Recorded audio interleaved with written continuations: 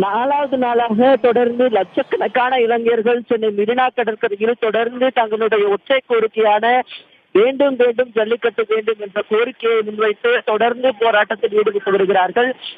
இன்று ஏராளமான இளைஞர்கள் மற்றும் மாணவர்கள் குடும்பத்துடன் இந்த போராட்ட களத்தில் குழுமியிருப்பதனால இங்க போக்குவரத்து பாதிப்பு சென்னையை பொறுத்த வரைக்கும் அதிக அளவு ஏற்பட்டிருக்கு என்றுதான் சொல்ல வேண்டும். குறிப்பாக பாத்தீங்கன்னா சேப்பாக்கம்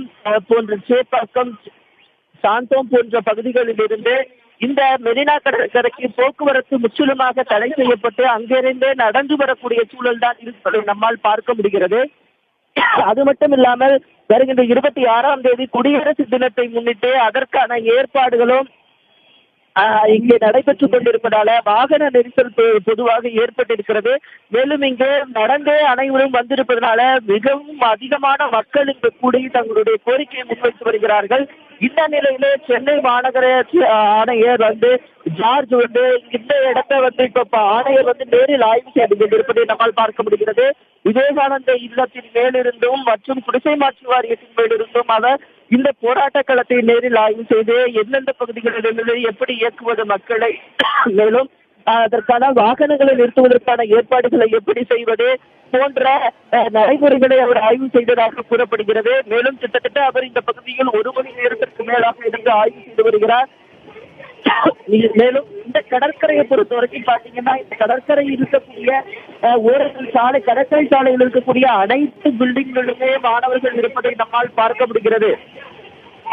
ரகுவணன், இந்த போராட்டம் தொடங்கியதிலிருந்தே காவல்துறை ஆணையர்களும் காவலர்களும் பல கட்ட பேச்சுவார்த்தையில் ஈடுபட்டாங்க, போராட்டத்தில் ஈடுபட்டிருக்கிறவங்க கூட. ஆனா எந்த பேச்சுவார்த்தைக்குமே மாணவர்கள் அடிப்பணியில. எங்களுடைய கோரிக்கை ஜல்லிக்கட்டு நடைபெற வேண்டும், அந்த கோரிக்கை நிறைவேறினால் மட்டும்தான் நாங்கள் போராட்டத்தை கைவிடுவோம்ன்றதுல உறுதியா இருக்காங்க.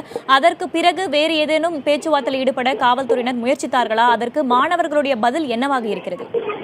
அதாவது மாணவர்களுடைய பதில் ஒற்றை பதில் தான், எங்களுக்கு ஜல்லிக்கட்டு நடத்த நிரந்தர தீர்வு வேண்டும் என்று ஒற்றை பதில் மட்டும் கிடைத்தால் தான் நாங்கள் இங்கிருந்து கிளம்புவோம் என்று ஏற்கனவே அவர்கள் அறிவித்து விட்டார்கள்.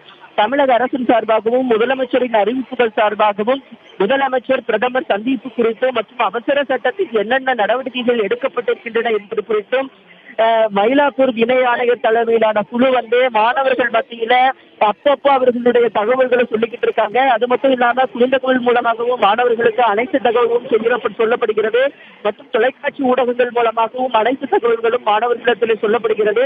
இருந்தாலும் இந்த போராட்டம் ஆரம்பித்ததிலிருந்தே என்ன ஒரு சிக்கல் என்றால் அவர்களுடைய ஒற்றை கோரிக்கை எங்களுடைய ஜல்லிக்கட்டு நடைபெறுவதற்கு நிரந்தர தடை நீக்க வேண்டும் என்பது மட்டும்தான் இவர்களுடைய கோரிக்கை. அந்த கோரிக்கைக்கான பதில் கிடைத்தால் மட்டுமே எங்கள் போராட்டம் நிறுத்தும் என்பதுதான் இவர்களுடைய பதில்.